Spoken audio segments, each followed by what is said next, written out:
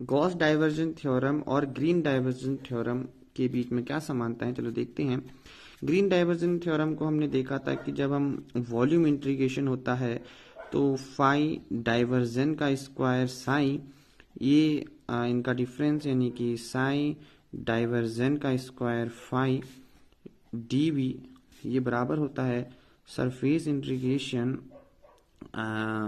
Phi diversion का square sine, और minus में साइन, सॉरी डाइवर्जन स्क्वायर नहीं होता, डाइवर्जन फाई डी एस। बहुत कंफ्यूजिंग वाला लगता है यार।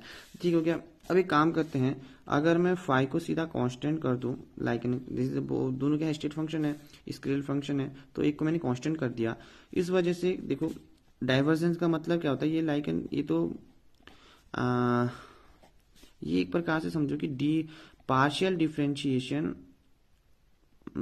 फाई आई कैप और डी फाई डी वाई जे कैप और डी फाई डी जेड के कैप, यानी कि हर डायरेक्शन में पार्शियली डिफरेंशिएशन को हम क्या बोलते हैं, डाइवर्जेंस बोलते हैं। ठीक हो गया।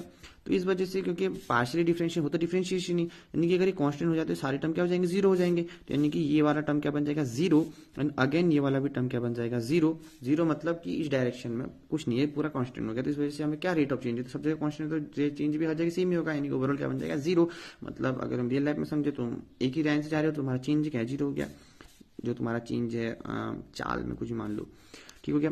तो अब यहाँ क्योंकि कांस्टेंट इंटीग्रेशन से बाहर आ जाता है, ये बन जाएगा फाइन जो कि बाहर आ गया, और ये बन जाएगा वॉल्यूम इंटीग्रेशन वी डाइवर्जन का स्क्वायर साइन डी वी, और यहाँ से भी बाहर आ जाएगा, ये बन जाएगा सरफेस इंटीग्रेशन डाइवर्जन और sine, okay, d s. Now ये दोनों कैंसिल आउट हो गए। अब देखो क्या मैं ऐसे कर सकता हूँ, ये मेरे पास एग्जाम, ये मेरे पास है वॉल्यूम इंटीग्रेशन डाइवर्जन डॉट, क्योंकि वेक्टर है तो हम लिख सकते हैं डी वी, और यहाँ पर तो ठीक ही है, तो ये बन जाएगा ये। अब एक काम करता हूँ मैं, इसको के साथ जब डाइवर्जन मिला दे, इसको मैं वेक्टर ए मान लेता हूँ, दोनों तो वेक्टर ही हैं।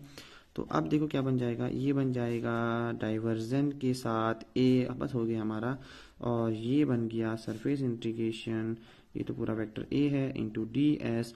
तो ध्यान से देखें तो क्या हुआ, ये हमने प्रूव कर दिया गॉस का थ्योरम, कहाँ से, ग्रीन थ्योरम से। ओके, तो ये ओवरऑल है।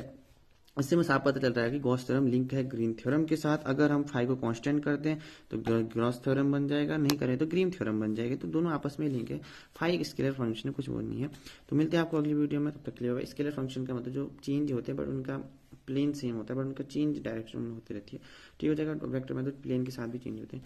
तो ये हो गया गॉस थ्योरम, ग्रीन थ्योरम। मिलते हैं आपको अगली वीडियो में, तब तक के लिए बाय बाय। और उसके बाद हम ग्रीन थ्योरम का एक पार्ट बचा कि 2D में ग्रीन थ्योरम कैसे यूज होता है, फिर उसके बाद हम क्वेश्चन करेंगे। मिलते हैं आपको अगली वीडियो में, तब तक के लिए बाय बाय। वैसे वेक्टर कैलकुलस पर फिजिक्स के नजरिए में थोड़ा सा काम आने वाला है ये बहुत जगह। Bye bye.